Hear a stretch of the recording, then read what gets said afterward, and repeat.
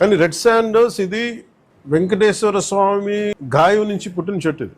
Sentimental గా దయచేసి దీన్ని శేషాచలం అడుగుల్లోని ఎర్రచందనాన్ని దయచేసి ఎవరు కొనగండి. That's my first appeal. ఎర్రచందనం మొక్కలు అంటే వెంకటేశ్వర స్వామికి గాయం తగలటం కారణంగా ఆ రక్తంతో పెరిగినటువంటి మొక్కలు అని ఒక కొత్త సుభాషితాన్ని ఆయన చెప్పటం జరిగింది. ఈ అడవిలో మొక్కలు నాటటం ఏందో ఎవరికి అర్థం కాల. ఇప్పుడు పవన్ కళ్యాణ్ గారు అంటే అడవుల్లో, దట్టమైన అడవుల్లో చెట్లు నాటుతారు, బాగా పొంగి పొరలేటువంటి నదుల్లో నీళ్లు పోస్తారు, నల్ల కళ్ళద్దాలు వేసుకొని 2 లక్షల రెండో పుస్తకం చదువుతారు అని జనం అనుకుంటున్నారు. దాదాపు 2.5 లక్షల టన్నుల ఎర్రచందనం దుంగల్ని ఆయన చూడడం జరిగింది.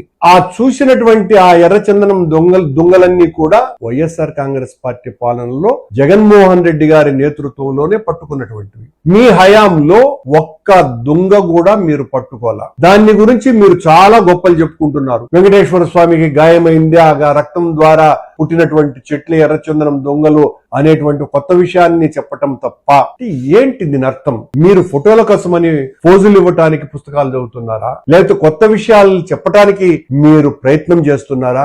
ఎవరికి కూడా అర్థం కాకుండా మీ పర్యటన అంతా కూడా ఆద్యాంతము ఆశ్చర్యకరం కలిగించే రీతిలో కొనసాగింది.